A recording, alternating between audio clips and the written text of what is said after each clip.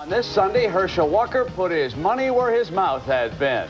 Set me free, he yelled to Tom Landry. And so Tony Come on, Walker. Come on, Walker. And a baby. Explodes in overtime. And the Greek comes up a winner across 23-17. I talked to Herschel last night, and he said, you know, I feel more comfortable at tailback. I don't want to play wide receiver. I can do my thing there, where he ran up about 2/3 of the Cowboys' offense today. Okay. Now, meanwhile, over in the AFC, folks, the Indianapolis Colts certainly appear to be for real. They explode for 40 points. Here comes Albert Bentley on the draw. How did Eric Dickerson do? 30 carries, 154 yards and a touchdown. And Greek, he didn't fumble for him. It's all right. I'll give him his $200,000 back this week. He'll take it, too. That's the first win by the Colts over the Dolphins, incidentally, since 1980. All right, how about the Jets? They win on Monday night. Tough to go on the road. They played in a driving rainstorm in Kansas City. Watch Ken O'Brien, nimble-footed. Oh, yeah, that's good. Give it up. Here comes Freeman McNeil, who rushed 26 times for 184 yards on the day, Irv.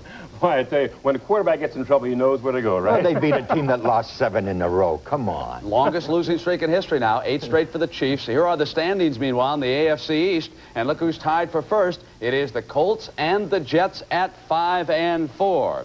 Meanwhile, back in the NFC now, the story of the afternoon as far as the quarterback situation is concerned, Doug Williams replaced Jay Schrader during the game, and he did some job. Boy, he was really red hot. Here he connects with Gary Clark on a 42-yard touchdown pass. And this is a big play for a lot of reasons. First of all, no one thought that Gibbs would make a substitution at quarterback as long as he had a healthy starting quarterback. He listened to me. Yeah. Hey, wait a minute, fellas. It was nice to have Darrell Green, too. You know, only 3 interceptions in that secondary against Chuck Long here this afternoon, and that sealed up the win for the Redskins. Now, meanwhile, the Los Angeles Rams and the St. Louis Cardinals, and for once, the Cardinals cannot come from behind and pull it out. They lose, and what a day Charles White had, Jimmy the Greek. Here's a 47-yard scoring run. You know what Coach Robinson said about him? He is one of the strongest men, if not the strongest man he's ever seen on a football field. 3 seconds remaining, and Mike Lansford hit a 20-yarder to beat the Cardinals. White overall carried 34 times for 213 yards in that win. So the NFC East standings now look this way as the Cardinals fall to 3-6. There are the Washington Redskins leading the Dallas Cowboys by 2 games. Back now in the AFC Central, and a team to watch, the Cleveland Browns. This club could go all the way to the Super Bowl. Remember that. Bernie Kosar looks terrific, Irv. Well, sure he has. He has for all year. But here it's Webster Slaughter, who goes in for a 52-yard touchdown after catching on one of those Kosar passes. Now watch what he does once he gets in the end zone. Everybody forgets it. Cleveland was within 2 minutes of being in the Super Bowl last year. That's one great drive by Elway. Now, I'll tell you, there's a surprise team stalking them. And the Greek is beaming over this one, too, folks. 23-3. Houston with a huge win. And, Irv, what about Warren Moon? Well, he really looked neat here. You know, very calm under pressure, letting the ball go here, hitting Drew Hill on a 42-yard touchdown pass.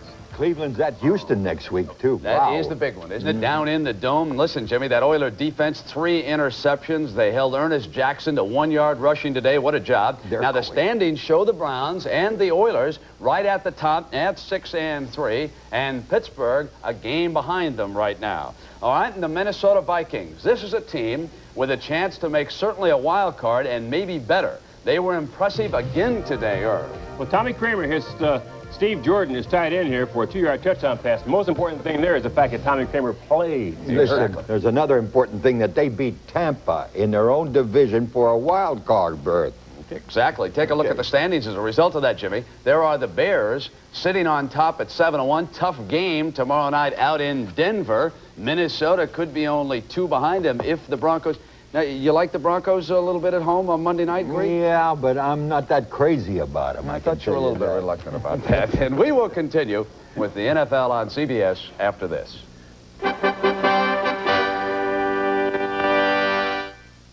These games are still in progress now. Not at the half yet out in Seattle. And the Seahawks have taken advantage of a blocked punt, and then Craig scrambled in for a touchdown. 21-13, they lead the Packers. Cincinnati and Atlanta now. 3-0, the Bengals over the Falcons. New Orleans and San Francisco, the one you're watching. 3 Morton Anderson field goals there, 9-7. And the Giants and Philadelphia, they have gone to the half, tied at 10. Randall Cunningham scrambled in for the Eagle touchdown. And we will continue with the second half of your game here on CBS in just a moment.